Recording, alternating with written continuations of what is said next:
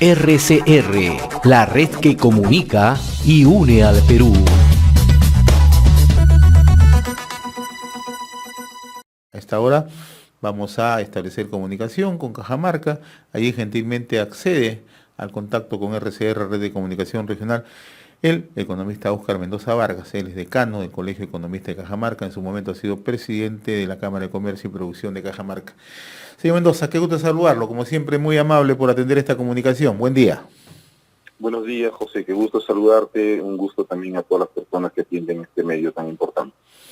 Bien, estamos en un proceso de transición política, ¿no? Acaba de asumir ya funciones como presidente encargado del despacho presidencial, Francisco Sagasti. Ya tenemos nuevo gabinete. ¿Cuál es el horizonte que usted percibe del gobierno de transición, ¿no? ¿Qué medidas deberían adoptar? Son 8 meses de gobierno, pero ciertamente el tránsito el reto es bastante complejo, ¿no? Sí, bueno, en general el reto es complejo no tanto por el gobierno, sino por todos los ruidos que se generan y que van a generar a partir del Congreso, ¿no? Yo creo que el presidente Sagasti ha dado una buena señal en términos generales a los agentes económicos, a los agentes sociales, en seleccionar personas con bastante reconocimiento y prestigio para los diferentes ministerios, sobre todo para los diferentes ministerios claves, ¿no? La presencia de Waldo Mendoza, que ha tenido prácticamente 6 años desde la fundación del Consejo Fiscal, es una medida de seguridad muy importante para las personas que no conocen el Consejo Fiscal, como parte de las medidas de generar seguridad institucional que estableció el gobierno peruano desde hace muchos años. Justamente era instalar un Consejo Fiscal que se encargaba de hacer la revisión de los planes multianuales y de hacer un conjunto de recomendaciones para hacer la política fiscal predictible o predecible. Y el poder haber designado justamente a Waldo Mendoza es una señal de tranquilidad en el manejo que va a tener el gobierno en los siguientes 8 meses. Lo mismo en los sectores de minería, en el sector de educación, etcétera. Hay un conjunto de personas con mucho prestigio, técnicas, y que de cierta manera generan una seguridad en la transición. La preocupación en términos generales va a seguir viniendo por el lado del Congreso, ¿no? Usted plantea en realidad, y lo apunta con mucho énfasis, ¿no? La preocupación está en el Congreso, ¿no?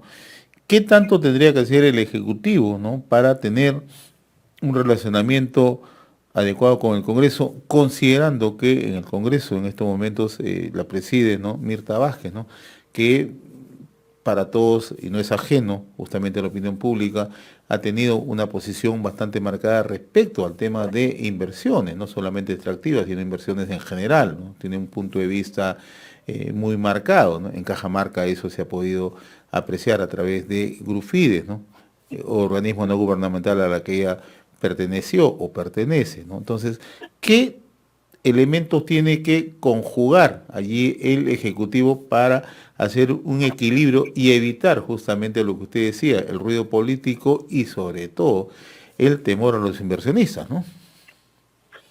Bueno, fundamentalmente el ruido va en hacer cambios drásticos en el sistema económico, tan apresurados y por parte de una institución que no tiene ningún prestigio ganado en los últimos años, ¿no?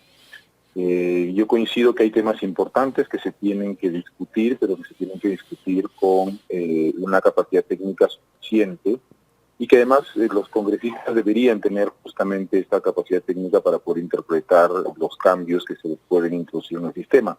Por ejemplo, el sistema de pensiones es algo que muchos actores, tanto de distintas políticas como grupos técnicos, coinciden que se tiene que reformar.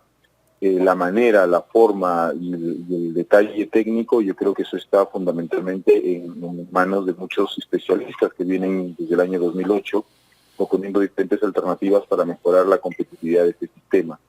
Pero si el liderazgo va a ser tomado simplemente por personas que no tienen ninguna, no tienen ninguna reflexión sobre el conjunto de incentivos que se introducen en ese mercado, eso ya es complicado. Las reformas en términos generales se tienen que hacer, pero las discusiones técnicas tienen que ser lideradas por especialistas y lamentablemente si uno ve la la lista de capacidades educativas que tienen la mayoría de congresistas en este instante, no los hace competentes para esa discusión, ¿no? Lamentablemente es así, es nuestro país que autoridades sin exigir mínimos requisitos de meritocracia, y estas son las consecuencias que hemos tenido y que se van a seguir agravando en el tiempo, porque en términos generales no se han introducido las reformas en el sistema político que deberían haberse introducido para escoger mejores candidatos, ¿no? Ahora, considerando que se trata de un gobierno de transición, son 8 meses, en reiteradas oportunidades hemos conversado con usted, señor Mendoza, sobre si somos un país predictible o no en estos momentos, ¿no? Si bien es cierto, la llegada de Francisco Sagasti ofrece, de acuerdo a su primer mensaje, tranquilidad, buscar la calma social, ¿no? Pero tenemos, por un lado, el Parlamento, que siempre tiene una posición mucho más populista, pero también el otro elemento ya son las calles, ¿no? Las vías públicas, ¿no? Donde estamos viendo que hay ya posiciones bastante maximalistas, ¿no? O sea, digamos, esto cómo nos puede afectar como país y generar la predictibilidad que tanto se necesita, ¿no? Bueno, en general creo que el mundo, en términos generales, para hacer la redundancia, ha perdido predictibilidad, ¿no? Ha perdido predictibilidad por el tema de la pandemia, por movimientos sociales que no solamente se producen en Perú. Yo creo que es un cambio disruptivo, fundamentalmente de generaciones. Yo creo que hay una generación de salida que ha tenido un estilo, un conjunto de valores, un modo de organización que es diferente. Hay una generación, llamémosle más moderna, que tiene otro conjunto de valores, otro sistema con otros códigos de comunicación, y eso se viene produciendo, ¿no? Es como el movimiento pro paz a raíz de Vietnam, que generó toda una corriente en el mundo. Yo creo que esta generación está teniendo otra corriente diferente, y lo hemos visto en Chile, en el sentido del movimiento juvenil que hubo alrededor del sistema de pensiones, y lo hemos visto aquí en el Perú con un basta rotundo al tema del autoritarismo por parte del Congreso. Y yo creo que eso es importante. Lamentablemente, los grupos políticos que están actualmente vigentes en el país no tienen una lectura ni social ni antropológica de este fenómeno, y por lo menos la impresión que yo tengo de las opiniones que he escuchado es tratar de subirse a este movimiento en lugar de tratar de interpretar las corrientes. Desde mi punto de vista, por ejemplo, hay valores que tienen que reforzarse en el ámbito institucional y constitucional que esta generación plantea, ¿no? Uno, esta generación valora mucho más su libertad y evidentemente las posibilidades de tener que escoger. Un segundo aspecto importante, tiene un sentido amplio de la justicia desde un enfoque de sentido común, más que de un enfoque leguleyado. Y en eso nuestro sistema legal defiende mucho más los procesos que realmente el hacer la justicia. Y eso requiere cambios profundos para ir sintonizando con esta generación. Si no se hacen esos cambios institucionales en los temas políticos y demás, se va a tener continuos choques, ¿no? Y lo más importante, esta generación reconoce la meritocracia, ¿no? Reconoció inmediatamente el autoritarismo de un presidente sin credenciales y estudios universitarios, y se da cuenta de que esto no puede seguir así. Entonces se tiene que aprovechar, si uno quiere sintonizar en hacer estas reformas importantes, que van a dar justamente la tranquilidad y la predictibilidad que menciona. Pero lamentablemente, como les menciono, ninguna de los líderes políticos que conozco y que han sacado comunicados y pronunciamientos tienen una interpretación precisa de lo que está sucediendo. Probablemente algunos especialistas, sociólogos, antropólogos que sí han manifestado este tema, y de quienes tomo justamente esta apreciación, creo que están sintonizando un poco mejor con la demanda social, ¿no? Ahora, yo quiero volver un poco al Congreso y extrapolar exactamente lo que esto significa para la marcha social, para la marcha política y económica del país, ¿no? Hay un proyecto que ha presentado Unión por el Perú hace unos días, ¿no? Para realizar un referéndum a nivel nacional y convocar a una asamblea constituyente con participación popular, ¿no? Quizá muchos dirán eso está alejado, ¿no? Pero ha sido presentado en el Congreso, y en el Congreso cualquier cosa puede ocurrir, ¿no? ¿Cómo interpreta usted esta posibilidad de que haya sectores que estén empujando hacia una asamblea constituyente? Bueno, la izquierda en el Perú, desde que se aprobó la Constitución del año 93, fundamentalmente tiene eso en agenda, ¿no? O sea, es parte de su agenda, digamos, los demás actores tenemos que interpretar esto como parte de una discusión que hay que dar. Y ellos buscan fundamentalmente un cambio de derechos fundamentales constitucionales que haga o facilite el régimen político y el régimen económico que ellos proponen. Ahora, que eso sintonice realmente con la ciudadanía es otra cosa muy diferente. Los referéndums son importantes y creo que le dieron gobernabilidad al país en los momentos críticos, tanto del gobierno de Vizcarra fundamentalmente, y creo que ellos están aprovechando una instancia para poder hacer este tema.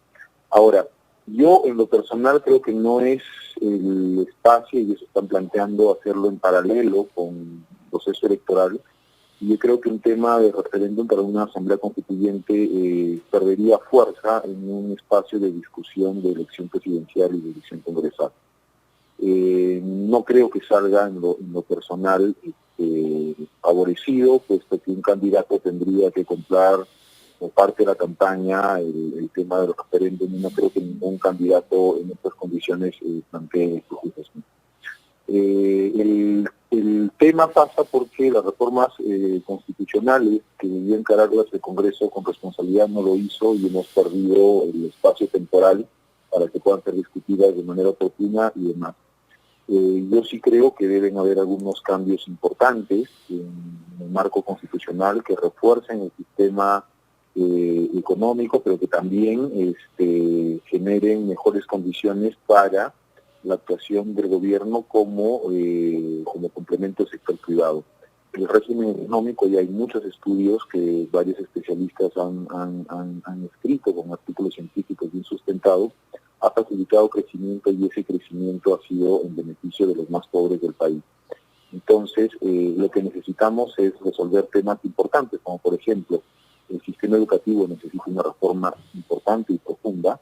Ahí las brechas de desigualdad se siguen incrementando entre la ciudad y el campo, y entre la costa y la sierra, y eso no puede ser posible. El sistema de seguridad social también es importante. El sistema laboral debería incorporar criterios de mayor flexibilidad justamente para poder aprovechar estos beneficios de crecimiento. Y el sistema redistributivo también es un tema que se tiene que discutir porque no ha ido funcionando desde mi punto de vista. La descentralización ha sido un fracaso, los gobiernos regionales no logran ejecutar los presupuestos, siguen dependiendo del tema central y necesitan reformas importantes. Eso se tiene que discutir por técnicos, se tiene que estudiar los impactos, y la población, como manifesté, tiene una idea muy clara de las cosas que quiere, y esa discusión tiene que ser pública y alturada.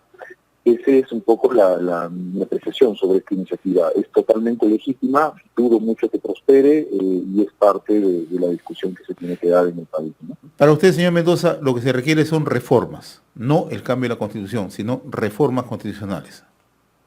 Es correcto. Y se han identificado muchas oportunidades de reformas constitucionales, y algunas de estas reformas incluso se pueden implementar a nivel de leyes generales o leyes marcos, que faciliten justamente las condiciones para que la clase media que se ha visto impactada en el país por la pandemia se consolide y tenga posibilidades de recuperarse en el más corto plazo posible. ¿Cómo está evaluando, ya para culminar, la situación en Cajamarca? ¿Cómo se está moviendo el péndulo económico en Cajamarca y cuáles son las predicciones para al finalizar el 2020? Bien, es importante la pregunta. La última vez que conversamos sobre este tema le mencioné que habían expectativas muy altas sobre el tema de la reactivación. Esas expectativas se vieron impactadas evidentemente por la extensión de la cuarentena en Cajamarca hasta finales de septiembre. La recuperación que se dio no fue la esperada. Aún así, hasta antes de esta acción del Congreso en contra del gobierno de Martín Vizcarra, las expectativas eran muy favorables para el cierre de año. Yo creo que con la recuperación de la democracia a través de la elección de Sagasti, estas expectativas se pueden mantener, pero sí no se va a llegar a los niveles que se esperaba. Mucha gente se decía que a final de año íbamos a alcanzar niveles de producción previos a la pandemia. Eso no es así, no va a ser así. Más o menos en Cajamarca estamos alrededor del 70% de actividad en comparación a lo previo a la pandemia. Y con un año electoral movido no creo que se recupere en el próximo año, y además la eficiencia en el reparto de vacunas, que es bastante cuestionada, porque por ejemplo si el gobierno ha llegado tarde con tablets para el sistema educativo este año, mucho menos va a llegar con vacunas que requieren cadenas frío, ¿no? Entonces yo creo que se va a mantener una situación debajo del nivel productivo del año 2019, y esperemos fundamentalmente que se puedan facilitar los procesos de inversión que están en marcha, ¿no? Si se logran facilitar es importante la recuperación, pero también cualquier autoridad local o regional que quiera hacer un proceso de atracción de inversiones necesita un panorama tranquilo a nivel nacional. O sea, nadie se va a arriesgar a hacer grandes cosas salvo lo que ya está en marcha para el próximo año, hasta que se conozca quién es el nuevo presidente del país, ¿no? ¿En Cajamarca se dan esas condiciones o no se dan esas condiciones? Cajamarca tiene un potencial muy importante. Se está instalando la planta eólica, distrito de Huambos, están los proyectos mineros que están en cartera y que están avanzando con un cronograma específico. Pero en realidad Cajamarca necesita traer inversiones en muchos sectores, ¿no? El sector manufacturero ha sido importante en los últimos años y creo que se puede seguir consolidando. Pero también necesitamos, para poder aprovechar mucho del potencial, es que se resuelva o se controle el tema de la pandemia para poder aprovechar los procesos de exportación que estaban en camino, sobre todo con el tema de berries y otros productos adicionales, ¿no? Señor Oscar Mendoza Vargas, decano del Colegio de Economistas de Cajamarca, en su momento presidente de la Cámara de Comercio y Producción de Cajamarca, como siempre ha sido grato conversar con usted. Que tenga buen día, muy amable. Muchas gracias, don José, que tenga buen día también. Gracias. RCR, la red que comunica y une al Perú.